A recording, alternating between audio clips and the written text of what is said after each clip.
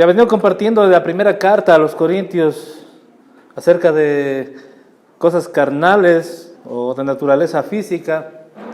Hablamos de el mover de los dones. Se habló y Pablo da una clase magistral. Tranquilos, hermanos. Da una clase magistral, decía, en cuanto a la excelencia de un camino, ¿no? Del amor. Y estas 2 últimas semanas se habló acerca del don de lenguas, del hablar en lenguas. Y son temas bastante importantes e interesantes para que la iglesia tenga el conocimiento claro y correcto de cómo debe conducirse, ¿no? En cuanto al mover del Espíritu dentro de la iglesia. Perdón. Pero llegamos al capítulo 15, ¿no? Y vemos y creemos que el capítulo 15 es un capítulo donde vemos que la mano o la tinta de Dios se acentúa un poco más. Y es como esos documentos donde uno escribe para presentar al colegio o a la universidad, donde subraya con negrita, ¿no? ¿Te has dado cuenta que hay algo importante que nosotros tenemos o queremos recordar y no queremos que pase por desapercibido y lo subrayamos con negrita, ¿no? Es algo que tiene énfasis. Y ese es el capítulo 15 de la primera carta a los Corintios. Es un tema importante, es un tema muy crucial. Tanto así que es un tema doctrinal. Pablo dice, en muchas cosas podemos pensar de manera diferente. La semana pasada, como dije, se hablaba del don de lenguas y uno puede pensar y dice, no, es que se necesita hablar en lenguas para que se vea más espiritual la reunión. Y bueno, podría ser. Otros dicen, no, la tendencia que nosotros tenemos, que eso debe hacerse en la intimidad con el Señor. Y bueno, puede haber esa disfunción en cuanto a lo que creemos cada uno. Y aún así todavía seguimos siendo hermanos, seguimos siendo cristianos.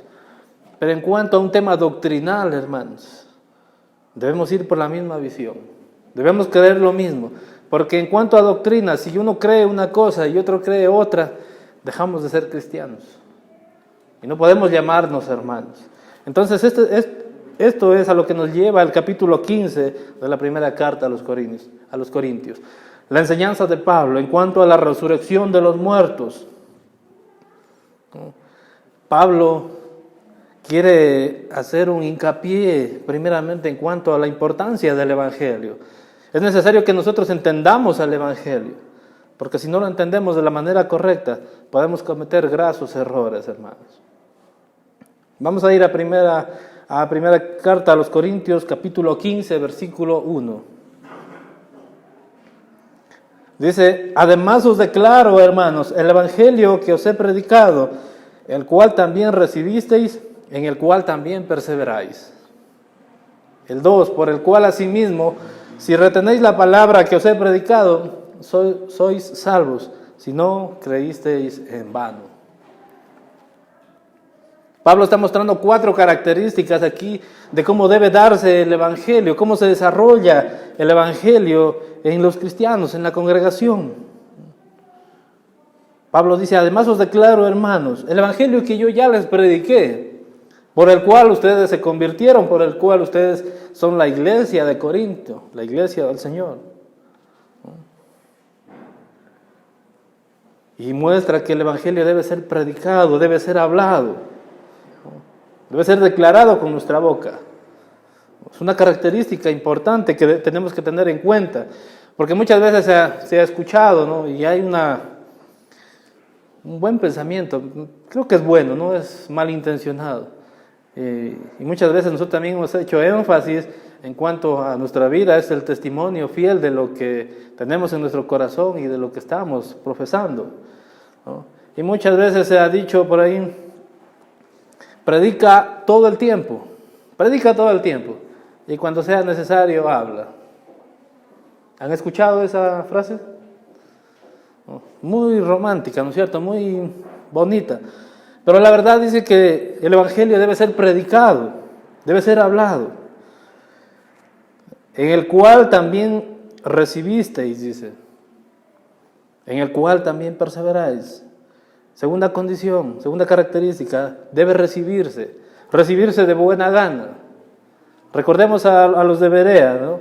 Ellos recibían la enseñanza de los apóstoles y ellos iban y constataban con su Biblia, con la palabra de Dios, y constataban. Y dice que ellos recibían de buena gana. Lo recibían aquí. En el cual también perseveráis. El Evangelio es algo en lo que nosotros debemos perseverar día a día, hermanos. Sus misericordias, las misericordias de Dios son nuevas cada mañana, pero nosotros tenemos que perseverar día a día. Amén. El versículo 2 dice: por cual, asimismo, si retenéis la palabra que os he predicado, sois salvos, si no creísteis en vano. Cuarta característica, debemos retener el Evangelio en nuestras vidas. Muchos de nosotros conocemos, ¿no?, personas que alguna vez a lo mejor nos predicaron, alguna vez oraron por nosotros, nos hicieron conocer del Señor, pero que tristemente hoy no están aquí. Y cuando hablo de aquí, hablo de la iglesia, no solamente este lugar, sino hablo de cada lugar que profesa el nombre de Jesús. Y es triste, ¿por qué? Porque no retuvieron la palabra del Señor. Retener significa que yo lo recibí aquí y lo retuve aquí. Cuando cumples esas condiciones, querido hermano, no vas a tener que ir trabajando en la vida pensando de que las obras te van a llevar a ser salvo. No, las obras son el reflejo o el resultado de lo que tienes en tu corazón. La salvación que ya te ha sido dada y por gracia. ¿Amén? Entonces, estas son 4 características que se da como ámbito del Evangelio. ¿Pero qué es el Evangelio, hermanos? El Evangelio es, ¿saben el significado? ¿Alguien sabe? A ver, cristianos, ¿alguien sabe el nombre o el significado del Evangelio? Son buenas nuevas, son buenas noticias. Esa es la palabra. En nuestro tiempo significa eso, son buenas noticias. El Evangelio en un contexto eclesiástico significa eso, buenas noticias. Pero para que sean buenas noticias debe haber algo que realmente nos parezca malo para que recibamos una noticia y nos parezca bueno. Y la verdad es que, hermanos, nosotros somos pecadores y la paga de nuestro pecado era muerte. Pero el Señor Jesucristo murió por nuestros pecados. Esa es una buena noticia. Que el Señor Jesucristo ha muerto por nuestros pecados. ¿Para qué? Para que nosotros seamos salvos. Eso es el Evangelio, hermanos. El Evangelio está basado o se fundamenta en 3 hechos importantes, acontecidos.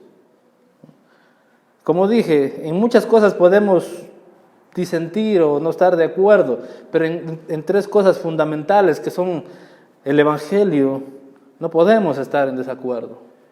Si no, podríamos llamarnos cualquier otra cosa o cualquier otra religión, pero no podríamos llamarnos cristianos, hermanos. ¿No es cierto? Porque muchas veces entendemos por buenas noticias empezar a predicar y decir: ven a la iglesia.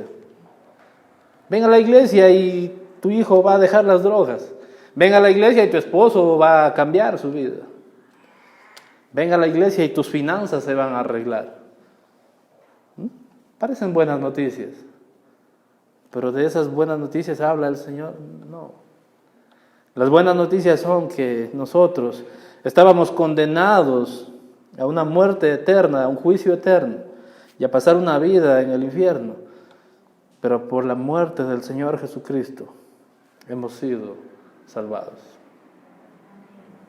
Esa es una buena noticia. Y esto Pablo lo aclara y dice: os lo declaro nuevamente. Ustedes ya conocieron el Evangelio. De hecho, han sido predicados. Y esto es algo en lo que ustedes están perseverando. Recuerden, la iglesia de Corinto era una iglesia muy intelectual, ¿no es cierto? Tenía una creencia súper inflada de aquello que, en cuanto a filosofías, ¿no?, en cuanto a lo que ellos creían. Pero si ustedes han creído en el Evangelio y perseveran, realza esto en la iglesia en Corinto. Vamos adelante. El 3 dice, porque primeramente os he enseñado lo que asimismo recibí, que Cristo murió por nuestros pecados, conforme a las Escrituras. Miren el primer hecho sucedido.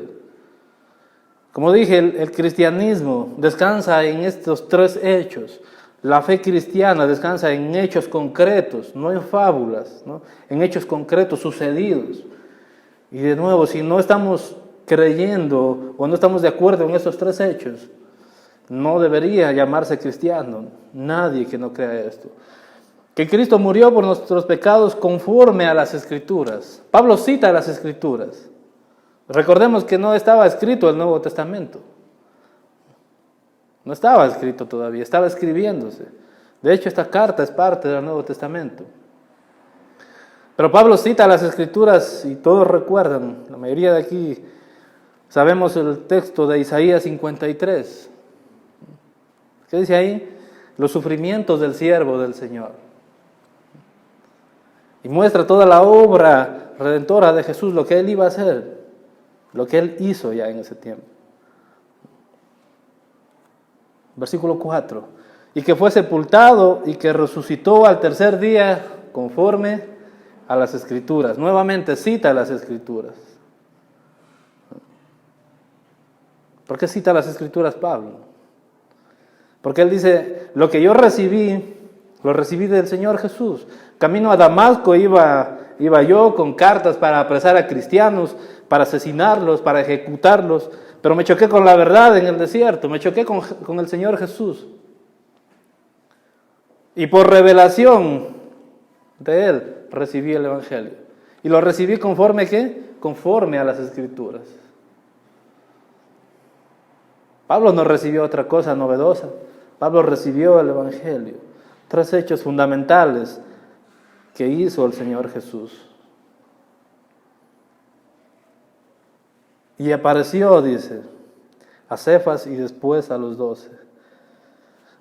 Como dije, Pablo estaba mostrando esos hechos que corresponden al Evangelio, a la buena noticia.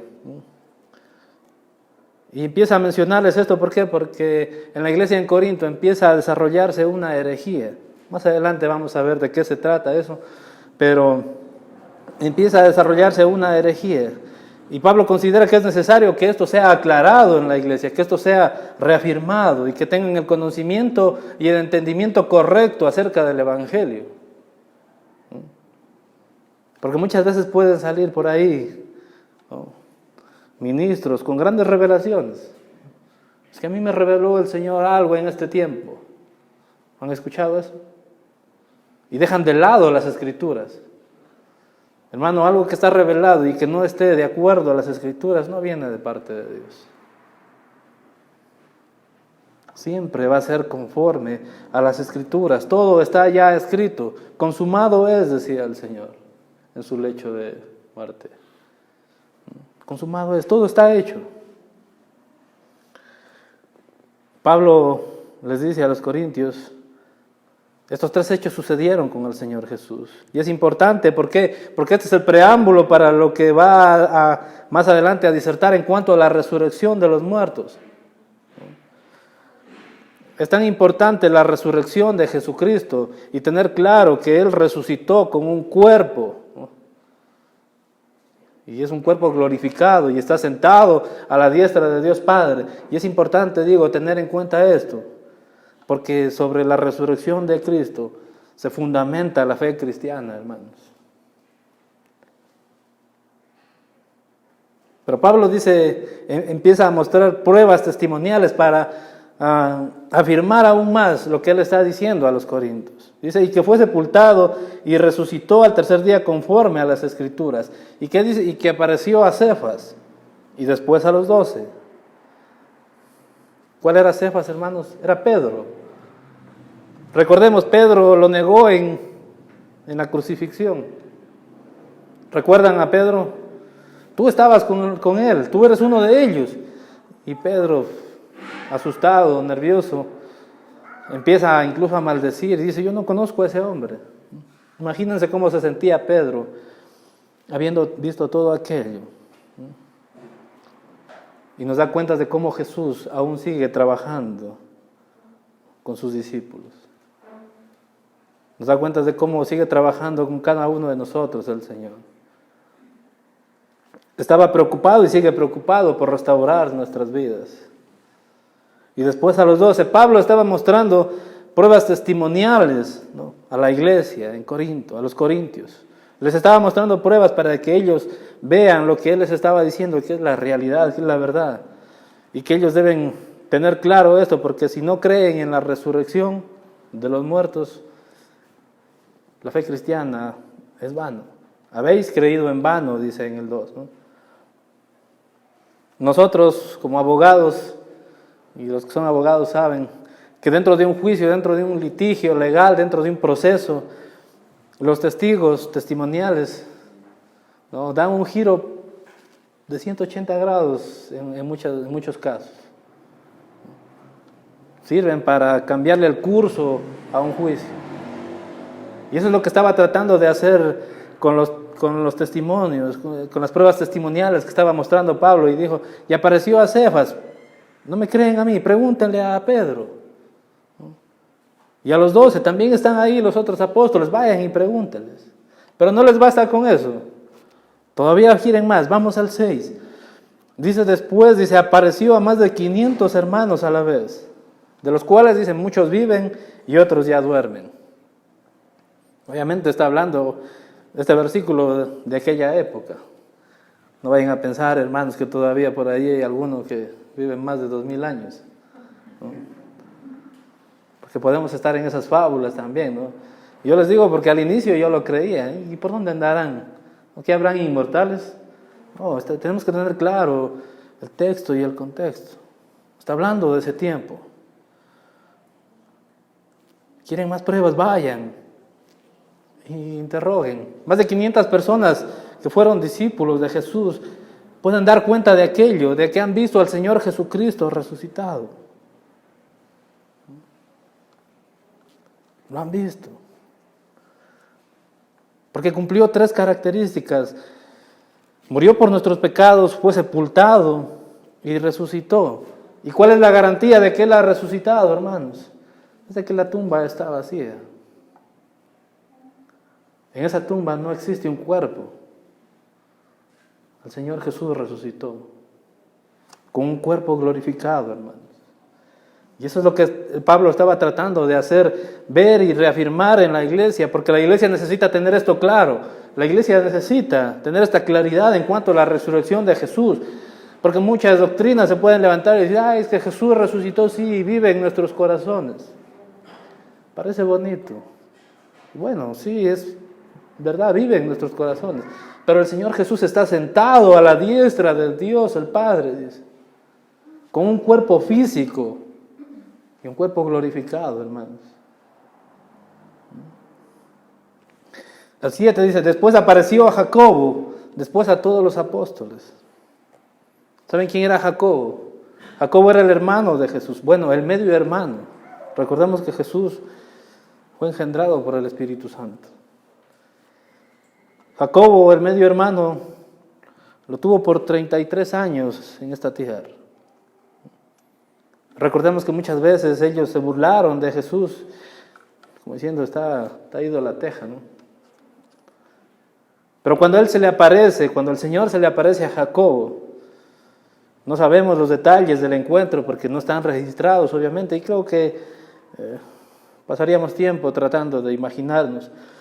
Pero hay algo que sí está documentado en la historia, es que a Jacobo se le denominó el hombre rodillas de camello, porque pasaba tantas horas arrodillado, orando, teniendo esa relación con el Señor, que se le desarrolló unos callos en las rodillas. Imagínense, yo me imagino la condición de él, lo tuve 33 años, ¿no?, juntamente conmigo como mi hermano. Muchas veces nosotros nos acordamos de cuando éramos niños. Aquí está mi hermano. Tuvimos la oportunidad de compartir habitación por unos 14, 15 años, ¿no? Y estamos ahí, entre juegos, entre peleas, y imagínense la condición de Jacobo, sabiendo de que el Señor Jesús, el Cristo, el Mesías, había estado con él, tratando de recuperar todo ese tiempo, orando y arrodillado. Pregúntenle a él, también se le apareció a él. Y después a todos los apóstoles, nuevamente. Y aquí Pablo viene y menciona, y al último de todos, como a un abortivo, me apareció a mí. Como un abortivo. Yo no pasé el proceso que pasaron los apóstoles, ¿no? 3 años y medio con Jesús, siendo enseñados, siendo adoctrinados, viendo los milagros que Él hizo, comiendo con Él, riendo con Él. Pero como a un abortivo se me apareció a mí, de nuevo, camino a Damasco, y me reveló el Evangelio que yo les compartí conforme a las Escrituras, por el cual ustedes han creído y están perseverando. Iglesia, si nosotros hemos creído en ese Evangelio, entendemos este Evangelio, debemos compartirlo, debemos predicarlo de esta forma. El Evangelio tiene que ser anunciado, ¿no? No tenemos que adoptar esa condición de que voy por la vida y solo que me vean a mí, cuán bueno soy. Pueden pensar que somos esos ositos Winnie Pooh, bonitos y gorditos. La verdad es que somos cristianos, llamados a predicar el Evangelio. Esa es la gran comisión, ir y predicar el Evangelio. Amén. ¿Cuántos entienden eso? El 9 dice, porque yo soy el más pequeño de los apóstoles, que no soy digno de ser llamado apóstol. ¿Por qué? Dice, porque perseguí a la iglesia de Dios. Cuando el Evangelio llega a nuestras vidas, hermanos, cuando las buenas noticias llegan a nuestras vidas, no exalta la condición del hombre. Vemos que Pablo, ¿qué dice? Pablo dice, yo soy el más pequeño de los apóstoles. Hace énfasis en cómo se siente en ese momento. Y la verdad es que delante de un Dios tan santo, ¿qué somos nosotros, hermanos? Nada. El Evangelio de Jesús nos hace ser conscientes de quiénes somos, de qué somos. No es el Evangelio que muchas veces está predicando, es que tú eres el Hijo de Dios, tú vales la sangre de Cristo. Eso es mentira, es una falacia. La sangre de Cristo fue el precio de tu pecado, de nuestro pecado. Entonces no valemos tanto. Nuestro pecado es el que tuvo un gran valor, el que tuvo que pagar el Señor Jesús. Y eso muestra la condición del hombre, del apóstol Pablo, cuando ha entendido el Evangelio. Nos muestra que cada vez que entendemos la palabra, la gracia del Señor, sentimos que en verdad solamente su gracia nos puede tener de pie. Su gracia nos mantiene, su gracia nos lleva a seguir compartiendo de la palabra de Dios. Pero la gracia de Dios dice, pero por la gracia de Dios soy lo que soy, y su gracia no ha sido en vano para conmigo. Antes he trabajado más que todos ellos, pero no yo, sino la gracia de Dios conmigo. Aquí lo aclara Pablo.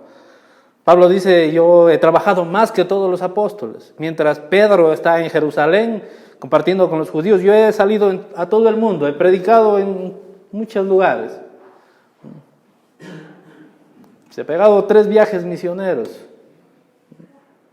Pero esto es para que me echen flores a mí, para que me exalten a mí. De ninguna manera. Es la gracia del Señor la que me ha permitido, la que me ha sostenido, la que me ha llevado a cumplir todo aquello.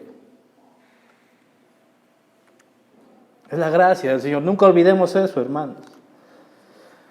El 11 dice, porque o sea yo, o sean ellos, así predicamos y así habéis creído.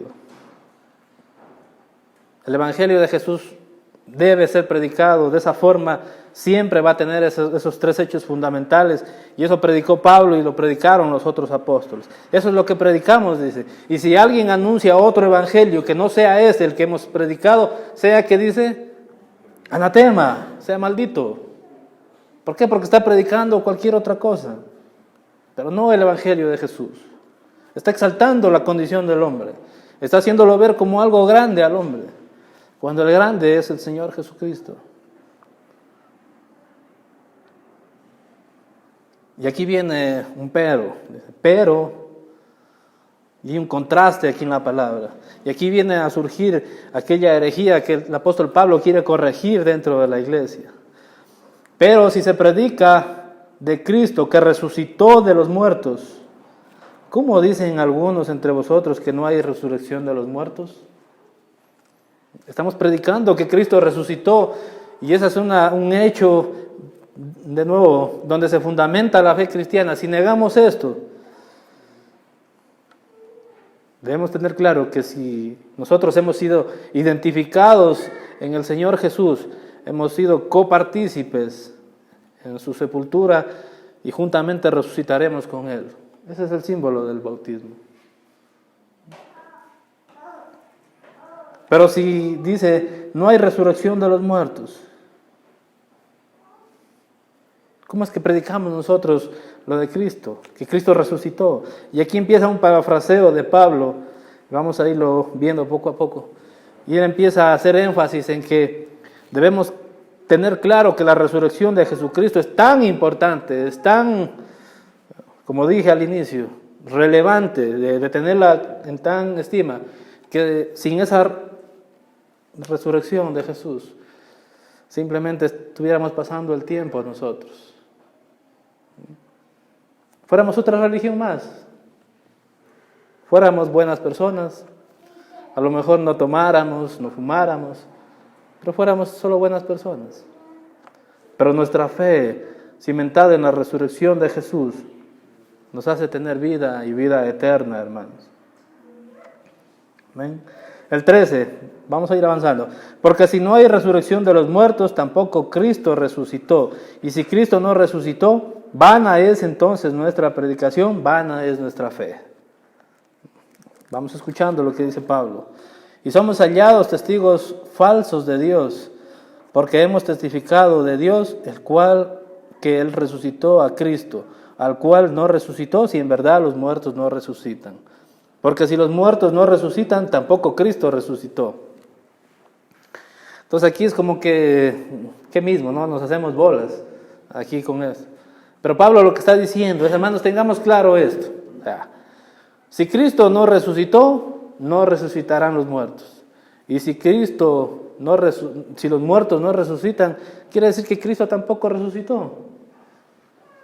Pero más adelante lo aclara, no es que él está poniendo en duda, no es que él está dudando también de esto, pero él les está exponiendo lo que ellos estaban creyendo en su mente. Si ustedes creen esto, dice Pablo, si ustedes creen que los muertos no resucitan, tampoco Cristo resucitó. Y si Cristo no resucitó, vana es nuestra fe. El 17, hermanos. Y si Cristo no resucitó, dice, vuestra fe es vana, aún estáis en vuestros pecados. Les dice, si ustedes creen esto, entonces ustedes todavía son deudores. Todavía son pecadores. ¿Y cuál es la paga del pecado, hermanos? Muerte, y muerte eterna. Más adelante. Entonces dice, también los que durmieron en Cristo perecieron. Si en esta vida solamente esperamos en Cristo, somos los más dignos de conmiseración de todos los hombres. ¿Qué quiere decir Pablo aquí? Pablo quiere decir que si nosotros no creemos en la resurrección, no tenemos claro que la resurrección de Cristo significa o implica la resurrección de nosotros también, somos una religión que debería dar lástima. Ay, pobres cristianos. Por ahí hay una corriente, ¿no?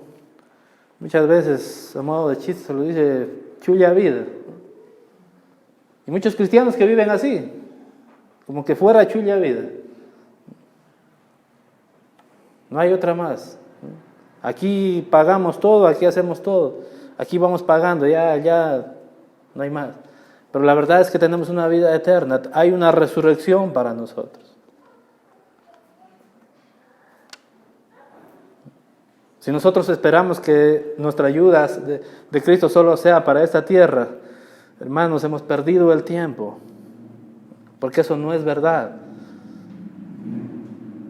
Y hemos pasado, sí, muchos años aquí metidos en la iglesia, adrede. Pero Pablo Como dije, no es que esté dudando, no es que esté empezando a hacer a la iglesia a confundir, no. Les está exponiendo aquello que estaban creyendo, aquello que puede estar en confusión muchas veces la iglesia. Porque en el tiempo de los corintios se levantaron tres filosofías griegas: el estoicismo, el epicurismo y el platonismo. Y estas teorías, estas filosofías griegas decían que el estoicismo decía que cuando uno muere, el alma va y se une a la deidad, se une a Dios y ahí queda todo. El epicurismo es una doctrina materialista que dice que hay vida solo aquí y cuando uno muere no hay nada más. ¿No? Como dije, muchos pueden andar en eso, creyendo eso. Vienen a la iglesia, asisten a la iglesia, baten las manos, aplauden, cantan, se ríen, pero piensan que solo aquí vamos a vivir. Tengamos cuidado con esas doctrinas. Y el platonismo, en cambio, es una doctrina que cree que sí hay vida después de la muerte, que hay una vida eterna y que esa vida eterna sucede algo así como una transmigración del cuerpo. Y es muy común en la India. Muy común, esa creencia es común en la India. Ellos creen que cuando uno muere, para perfeccionar el alma va a un animal o a un perro, un gato, una rata. ¿Y a cuántos hermanos, a cuántos cristianos esas doctrinas filosóficas no han cautivado y los han hecho desviar del verdadero evangelio de Jesús? Así que tengamos cuidado, hermanos. Cuidado con el Chullavid, con el 4 tablas. Creo que les gusta, por eso se ríen. ¿Sí le han cantado? No, y la verdad es que tenemos que tener cuidado. ¿En qué estamos o qué estamos escuchando? ¿Qué es lo que está ocupando nuestro tiempo? ¿Y qué nos está tratando de distraer del evangelio de Jesús? Y miren lo que Pablo dice aquí. Mas ahora, dice, Cristo ha resucitado de los muertos. Cristo resucitó, dice Pablo. Primicias de los que durmieron es hecho. Él es la primicia de la resurrección. Él es el primero que resucitó con un cuerpo glorificado. Porque por cuanto la muerte entró por un hombre, también por un hombre la resurrección de los muertos. Porque así como en Adán todos mueren, también en Cristo todos serán vivificados. Amén. Hay esperanza para nosotros. Si fuera en nuestra naturaleza adámica, todos están destituidos de la gloria de Dios, dice, y la paga es muerte. Pero la dádiva de Dios es vida y vida en abundancia, vida eterna. Pero cada uno, dice, en su debido orden, Cristo, que es las primicias, luego los que son de Cristo en su venida. Cristo ya resucitó y es la primicia de la resurrección. El sacrificio de Jesús, queridos hermanos, se dio en el tiempo de la fiesta de la Pascua. Y Jesús es la primicia ofrecida en cuanto a la resurrección, dada en cuanto a la resurrección. El 24, luego dice, luego al fin, cuando entregue el reino al Dios y Padre, cuando haya suprimido todo dominio, toda autoridad y potencia. Porque preciso es que Él reine hasta que haya puesto a todos sus enemigos debajo de sus pies. Amén. Él va a tener un reino en el que va a someter y van a estar debajo de sus pies todos sus enemigos. Pero cuando veo este versículo hay dos connotaciones. El uno es Satanás y el otro puedo ver que doy gracias a Dios que no vino hace 15 o 16 años el Señor, cuando yo todavía era enemigo de Él. Cuando todos nosotros fuimos enemigos de Dios. Entonces Él tiene paciencia. Él quiere que todos conozcamos, que todos le conozcamos. Y el postrer enemigo que será destruido es la muerte, dice. porque todas las cosas las sujetó debajo de sus pies. Y cuando dice que todas las cosas han sido sujetadas a Él, claramente se exceptúa aquel que sujetó a Él todas las cosas. Pero luego que todas las cosas le estén sujetas, entonces también el Hijo mismo se sujetará al que le sujetó a Él todas las cosas, para que Dios sea en todo y en todos. Es lo que va a pasar, es el orden, ¿no?, de cómo va a ser la resurrección. Cristo es las primicias y después se va a ir dando en orden nuestra resurrección. El 29, de otro modo dice, ¿qué harán los que se bautizan por los muertos? Si en ninguna manera los muertos resucitan. ¿Por qué pues se bautizan por los muertos? Y esto hacía en alusión a una situación que se estaba desarrollando. No eran cristianos, no era la iglesia del Señor, pero estaban practicando ese bautismo en muertos, por los muertos. Y Pablo les está diciendo, miren, si ellos que no creen, ¿no?, que ellos que no conocen el Evangelio de Jesús, están haciendo algo, o sea, ¿qué esperan si los muertos no resucitan?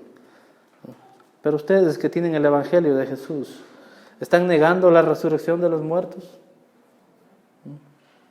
Los pone a pensar, ¿no? El 30, y los pone a pensar, ¿para qué? Para que con estos argumentos ellos puedan darse cuenta y decir en verdad, cuando una herejía se introduce en las iglesias, dentro de las iglesias, debemos ponernos a pensar qué es lo que estamos desarrollando, practicando.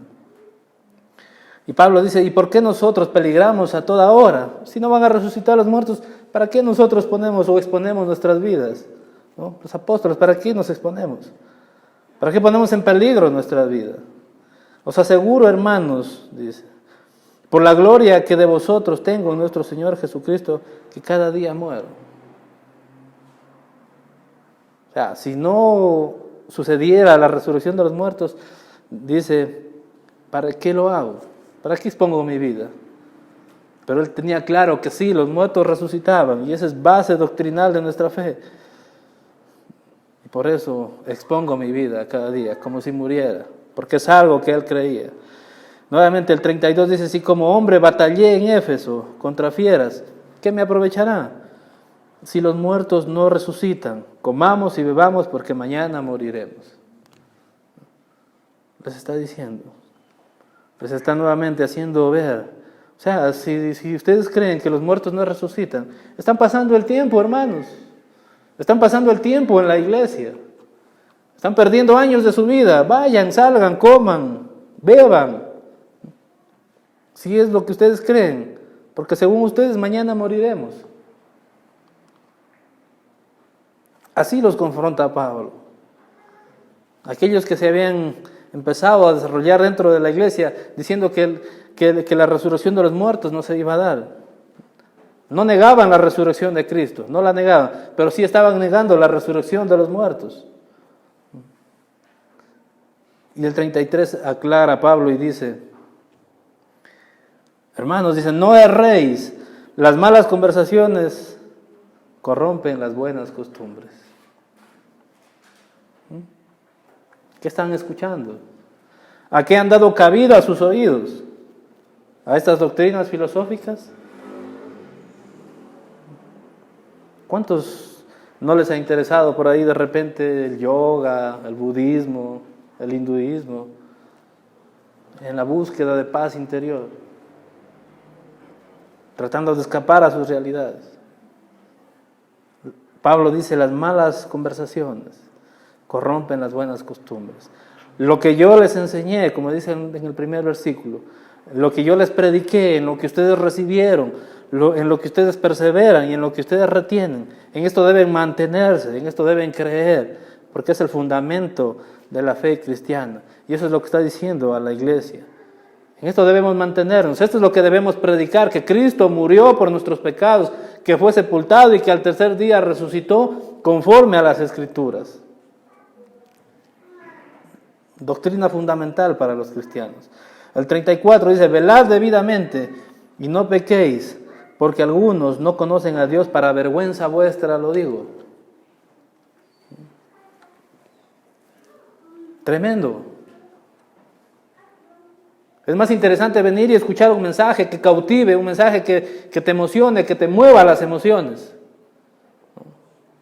Y de eso están llenas las iglesias, hermanos. Se para un llamado apóstol y dice: el Señor me dijo esto, que vas a tener riqueza, que vas a ser enriquecido, que tus negocios te van a ir bien. Pero eso no nos ha mandado a predicar el Señor. El Evangelio de Jesús es lo que mandó a predicar. Claro que creemos que muchas cosas buenas nos suceden, nos pasan, pero esa no es la naturaleza del Evangelio. El Evangelio es que nosotros éramos pecadores y la buena noticia es que Cristo murió por nosotros. El 34, y con esto vamos a cerrar porque este es un tema para un capítulo para 2 semanas. Y yo sé que muchos tienen preguntas y estas preguntas se dan en los grupos de conexión y dicen: hermano, si es que voy a resucitar, ¿cómo voy a hacer? ¿Voy a seguir siendo así, medio gordito? ¿Seré flaquito? ¿Seré blanco? ¿Seré morenito? ¿Me cambiará los ojos el Señor?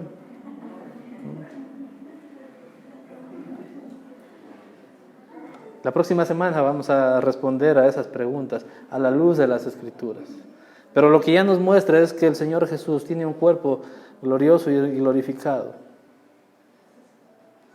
El 34 dice: velad debidamente y no pequéis, porque algunos de vosotros no conocen a Dios, para vergüenza vuestra lo digo.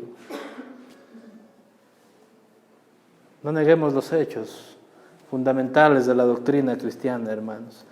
Velemos como es debido. No nos distraigamos por algo que no viene de parte de Dios. Amén. Pongámonos de pie, hermanos.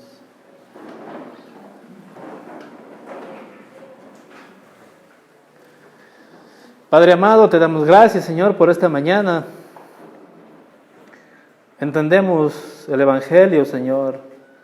Sabemos que es importante recordarlo siempre, para que nuestra mirada esté fijamente en ti, Señor.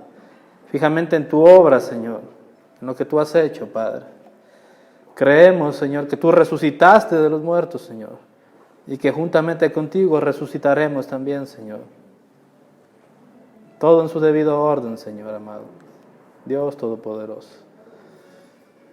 Que el Evangelio, Señor, que se predica, nosotros también lo prediquemos como las buenas noticias de Dios en este tiempo, para aquellos que están muertos en delitos y pecados, Señor. Amado Dios, te damos gracias por esta mañana. Gracias por la congregación, por nuestros hermanos que tú has puesto en este tiempo para ser enseñados en cuanto a la doctrina, en cuanto a la palabra del Señor, a tu palabra, Dios. Damos gracias en el nombre de Jesús. Amén y amén. La iglesia es como un arco. Un arco transporta agua y Cristo es el agua viva. Un arco nos conecta y como iglesia debemos conectarnos con la gente, velando por los intereses de los demás. Un arco es la fuerza que envía valientes hombres de Dios y un arco genera unidad entre dos cosas separadas, Dios y el hombre. Esa es la iglesia, la esposa. Vivamos la iglesia, seamos el arco.